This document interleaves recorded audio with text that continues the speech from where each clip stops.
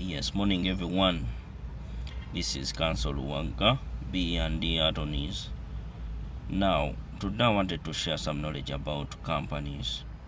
Companies in Uganda are essentially divided into two, that is the single member companies and public and private companies. Now, they are governed by the Companies Act 2012. Now, what is the difference between a single member company and private or public companies? A single member company is essentially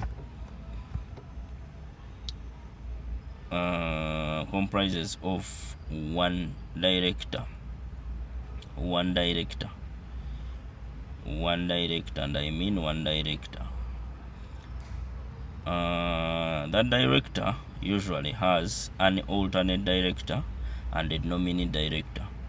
The purpose of those ones is essentially one helps in case the company's director is not available, and the other hopes upon death of the director takes up management till appointment of the administrators.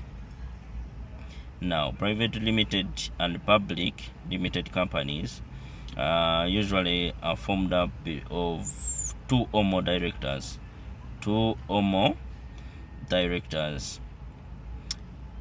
The other difference is single member companies, the shareholding is owned up by one director, while the other side, private and public, shares are divided into two or more directors. Now, what is the effect of registration of a company in Uganda? The effect of registration of a company in Uganda is when the company is registered in Uganda, that is at Uganda Registration Service Bureau, it becomes a legal entity separate from its directors, and with that it can buy land, enter into contracts, employ people on its own.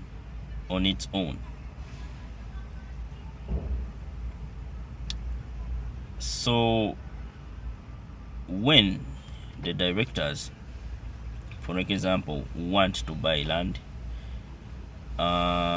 they can buy land in the name of the company, and the company can go on the certificate of title.